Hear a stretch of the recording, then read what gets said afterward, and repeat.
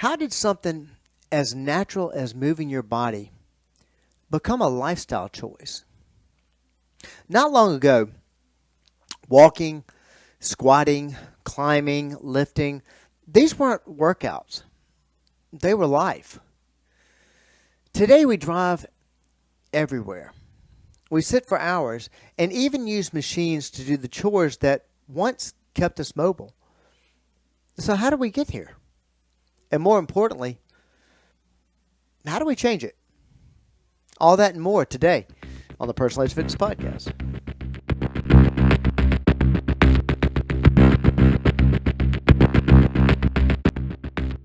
Welcome to the Personalized Fitness Podcast, where we dispel the myths of health, fitness, and wellness. I'm your host, Garrett Williamson, president of Personalized Fitness. If you have any questions or comments about today's episode, or if you want help reclaiming your movement, you can reach us at area code 251-278-3343. Email me directly at garrett@personalizedfitness.com or visit us at personalizedfitness.com. Now, you'll find us on Facebook at Personalized Fitness and on X at Team PE. If you like what you hear, please subscribe, leave a review, and share this podcast with someone who needs it. Okay, let's dive in. Look at the riddle of optional movement. Let me start with a question. When did moving your body become something you had to schedule? For most of human history, movement was baked into our day, not for fitness, but for survival.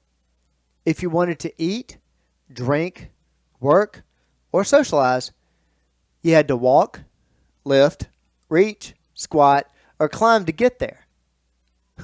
Now, you can spend an entire day working, shopping, ordering food, socializing, and even relaxing without taking more than a few hundred steps. And that is not an exaggeration. According to Stanford University's global step count data, the average American walks less than 1.5 miles a day. That puts us among the least physically active populations in the developed world. But why? Well, let's rewind a bit. It started with the Industrial Revolution. Before that, jobs were physical: farming, smithing, carpentry. Movement was survival. Then came factories, then machines, then assembly lines, then offices, then screens.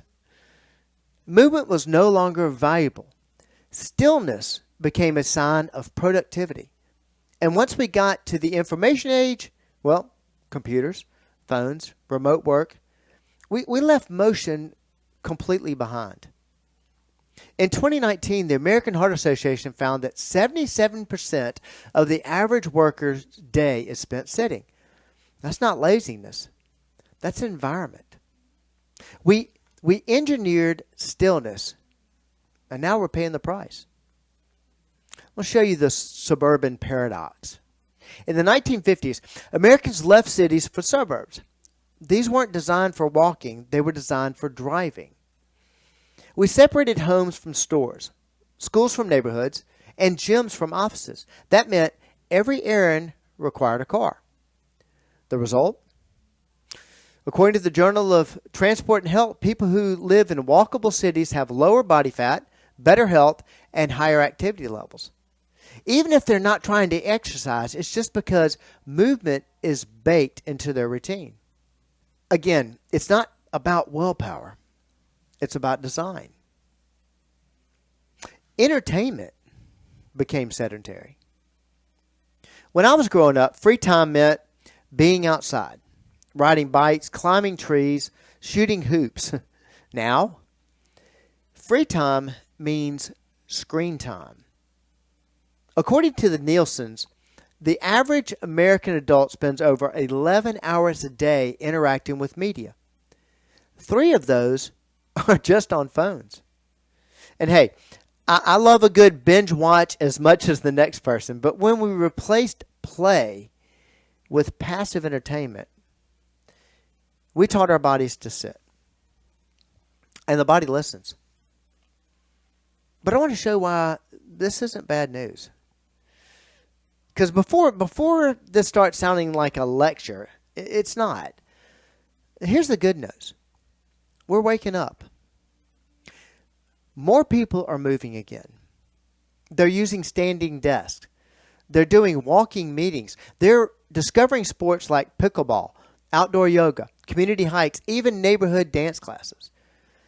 The movement Rennaissance is upon us. Not because we have to move, because we want to feel alive again.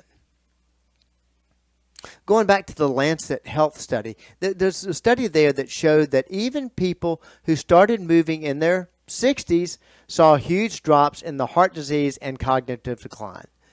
The body doesn't demand a lifetime of activity, but it does want one now. So how do you beat a system that's designed to keep you still? Easy. You design your own. Park farther away. Take the stairs. Get up during commercials. Walk while you're on the phone. Play with your dog, definitely. Dance in the kitchen. You don't need a gym. You need a habit.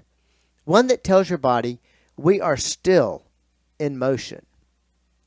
Because it's not aging that limits your ability. It's not time passing on a calendar. It's inactivity. And inactivity, always remember, that's a choice. If you're ready to move more, but you're not really sure how, well, reach out to us. We're here to help. Call us at 251-278-3343. Email me at garrett@personaledgefitness.com. Visit our website, personaledgefitness.com, or find us on Facebook, Personal Edge Fitness, on X, @Team PE. And if this episode got you thinking, share it with someone you care about. Because trust me, movement is contagious. Movement became optional because our world changed. But your body didn't. And as I've told you in all of my talks about the live age, you are in control. Your body still wants to move, bend, stretch. It still wants to play. It still knows how to thrive. And inviting it back into action, well, that's just one more way Personal Edge Fitness helps you reach your level of wellness. Thank you so much for joining me today. I hope to see you next time.